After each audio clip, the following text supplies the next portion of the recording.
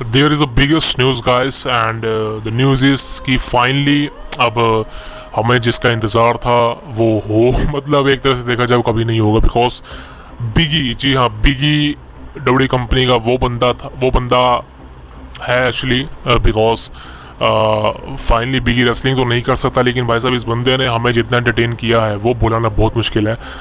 चाहे वो शुरुआती करियर हो बिगी का, बिगी लैंगस्टन के नाम से, और उसके बाद न्यू डे में उसका एंट्री, एंड उसके बाद समझ सकते हो कि बिगी ने एंटरटेन करा है पब्लिक को, ऑडियंस को और अपने फैंस को।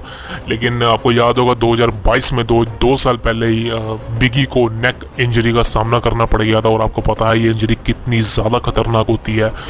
एज को आप जानते हैं, एज को नेक इंजरी हो गई थी भाई साहब, 10 सालों तक वो बंदा कंपनी से आउट था, एक्शन से आउट था।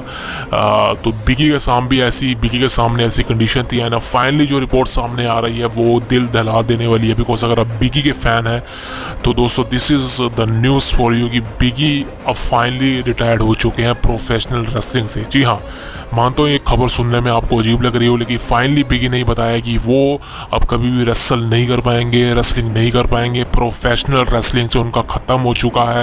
एंड अब जो शुरुआत है वो ये है कि वो एक अपने जो करियर में, अपनी लाइफ में आराम से जी रहे हैं बिना दर्द के, बिना तकलीफ़ के। बिकॉज आपको पता है जब नेक इंजरी होती है उसमें कितना पेन होता है। तो बिगी ने क्लियर कट कंफर्म किया कि वो नेक इंजरी का जो पेन था वो तो चला जा चुका है, लेकिन ये जो पेन है कि कभी वो रेसल रिंग के अंदर नहीं करेंगे। And this is very harsh because ये वो दर्द होता है जो आई थिंक किसी प्रोफेशनल रेसलर के लिए सही नहीं होता है।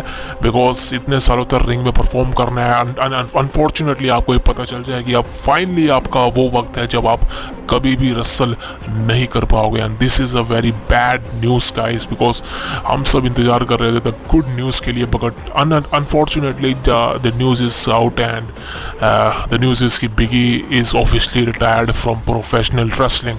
एंड आप मेरे को बताइए भाई साहब आपको कैसा लगा, अगर आप बिगी के फ़ैन हो या ना हो, लेकिन यार कमाल का रेसल था ये बंदा। एंड आप पता नहीं फ्यूचर में कभी रिटर्न होगा या नहीं होगा, लेकिन अब जो चीज़ें हैं कहीं ना कहीं सीरियस ली जा रही हैं।